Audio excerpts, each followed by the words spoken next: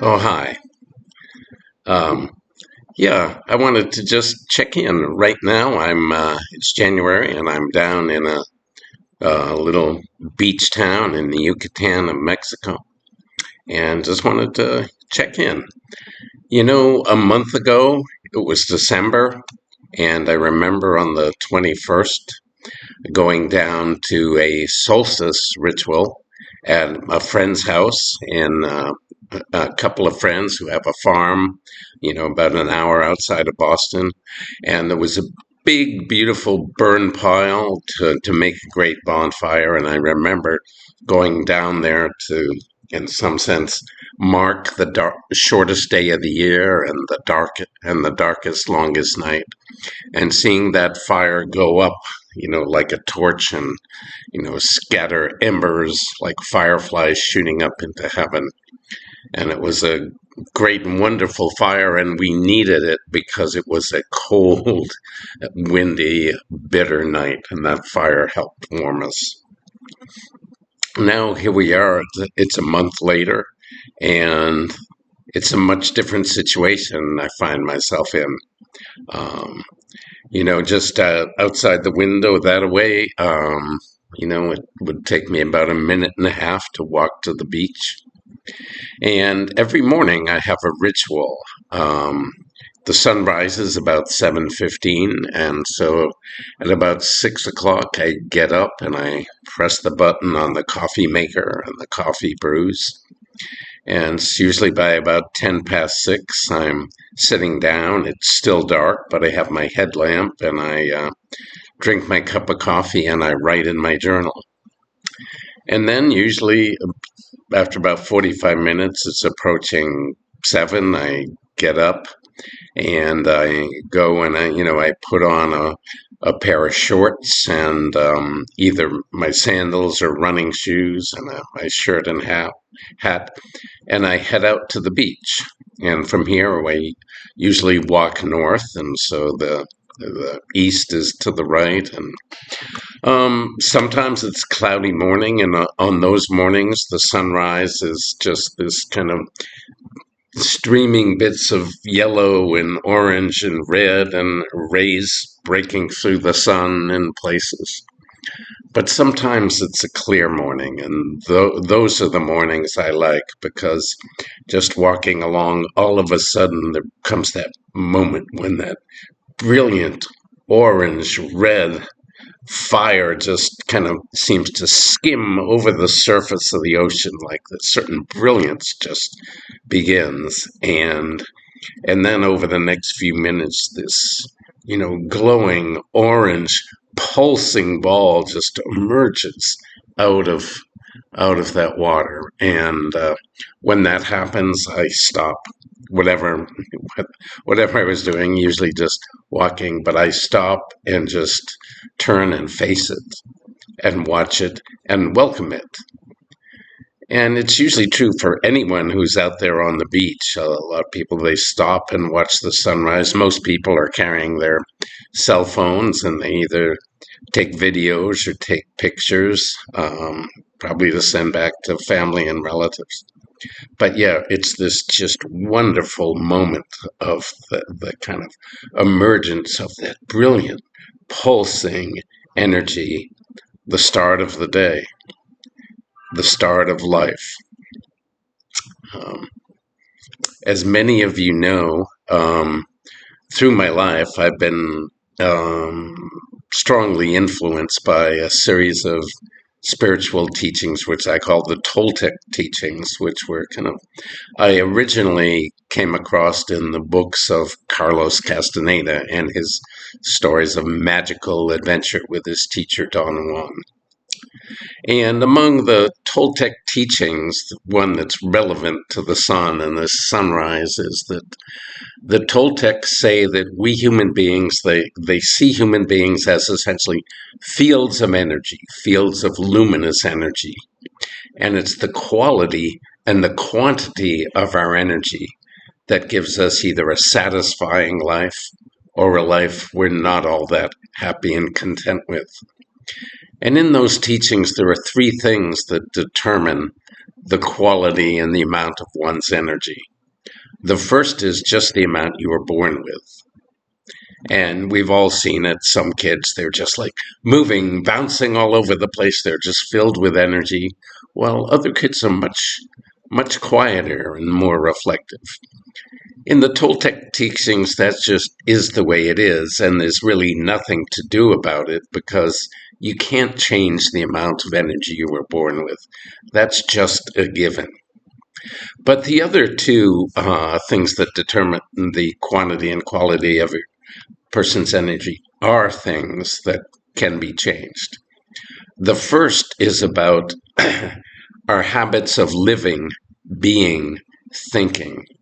Whether those habits and patterns are life and energy sustaining, are they nurturing? Do they bring us joy? Do they make us happy to be alive? Or are those ways of thinking and being and approaching the world ways that make us feel alone, disconnected, depressed, and separate? And that is a huge field in which work can happen. And a huge part of the work that I've done for 35 years in workshops in Vision Quest has been about that, how to create situations that help people learn new ways of engaging with the world, the outer world and their inner world, and with each other. And the third thing that strongly influences the amount of energy that people have is the quality of our relationship to the great sources of energy in the universe. Those great sources, like the sun, the wind, the oceans, the mountains, the rivers, the biosphere. These are all enormous, great powers. And the better our relationship to them, the more we can connect with them, open to them, allow them to touch us and move through us, then the better our energy field is, and the more we'll feel satisfied and alive and joyful. And of course, that is certainly one of the things that I've led Vision Quest for, at this point, I think it's 37 years. And that's certainly one of the things that's always so obvious on a Vision Quest is that the effect of people coming and being out and meeting, just bringing their internal subjective life to meet the life outside of them, to meet nature, the world that created them. When you bring just your inner life to have a conversation with the world that created you, when you come to truly meet your maker, the effect of that is magical. And in addition, to be working on those habits and patterns that have caused us trouble and been dysfunctional in the context of that relationship is generally incredibly inspiring and transformative. So these Toltec teachings have been a big part of my life, and an indigenous North American tribe, which we know as the Huichols, or as they call themselves, the Wiraraka people. They are like some of the descendants of those original Toltec seers and masters from Mexico, I think, in the 13th and 14th century. And so among the Wiraraka people, they say that we humans are children of the sun. And the wisdom people among the Huichols get up early every morning, and as the sun's about to rise, they say prayers and sing to the rising sun. And so I've learned one of their chants, one of their prayers, and I want to share it with you. And it goes like this. It has partly an English verse and then the Huichol verse. So here we go. We are one with the infinite sun, forever and ever and ever. We are one with the infinite sun, forever and ever and ever. Kie wate leño leño mahote.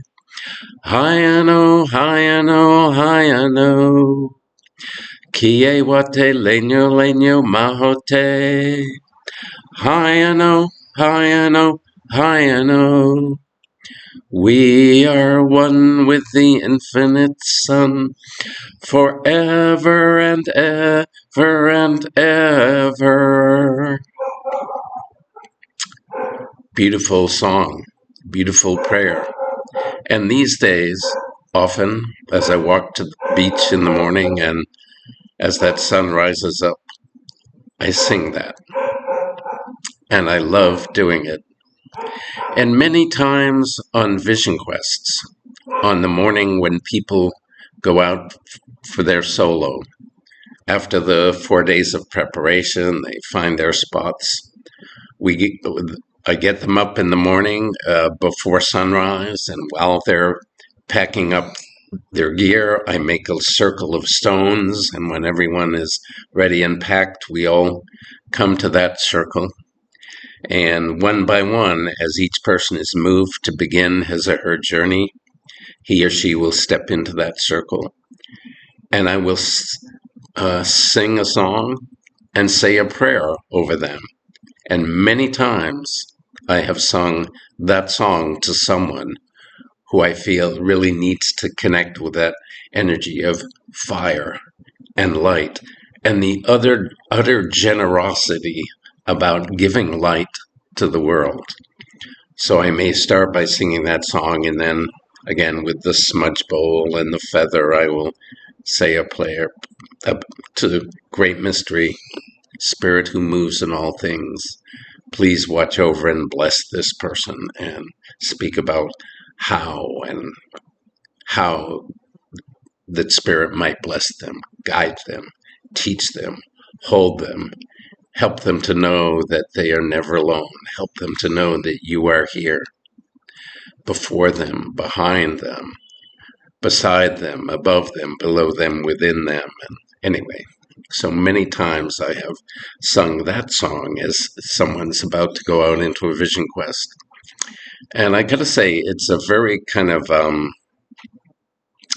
magical experience being on vision quests as people come to work on some of the deepest knots and wounds and traumas and dysfunctional patterns in their lives with a passion to change that, but to do it in the context of them going out to meet the Creator, to meet the force, the living earth and the sun and the sky that has actually created life and all life. So they're essentially going to meet their maker. And among the Huichols, they have a word for the grandfather fire, and it's Tatawari. And grandfather fire is like the prime mover in the universe, the first cause. And of course, for us on Earth, the expression, the visible expression and experience of that is Father Son. But grandfather fire as first cause, our scientists talk about the first cause as the Big Bang. But obviously there was no air, there was no sound waves, there was no bang to happen. But what that was, according to them, was just this great flaring forth of superheated plasma, grandfather fire. And then over, millennia, millions and billions of years, as that flowed out and created the universe and created time, and it all moved apart from each other. Big chunks of it some would be drawn together by gravity and form galaxies and suns and stars and solar systems.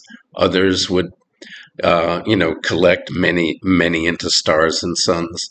But some parts of that became planets, as did Earth, the one that we're on.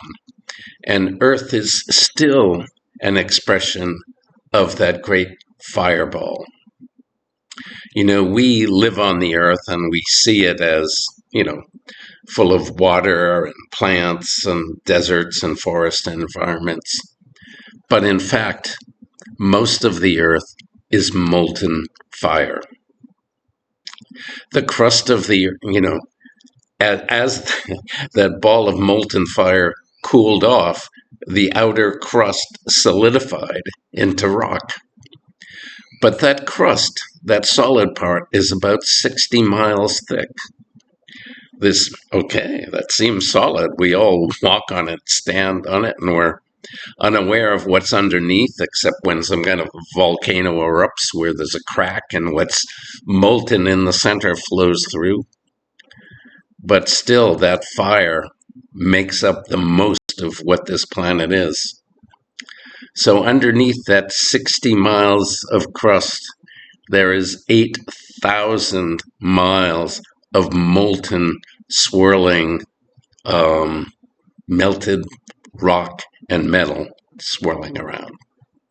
So Grandfather Fire still lives in this earth.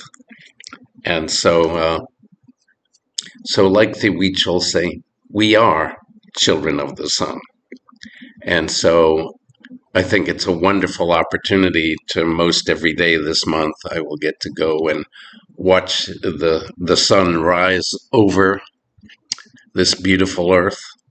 I'll get the chance to welcome the sun, and I believe that since we are all children of the sun and children of the fire, what could be more appropriate when the sun rises to remember that, to recognize that, and to celebrate and be grateful for that. It's a good way to start the day. And I hope that wherever you are, you have a chance to see the sunrise as well. And if you do, may that light inspire a spark within you to live and burn and carry forth a bit of that original life, light, and creative energy. Oh, and I wish you do. Take care.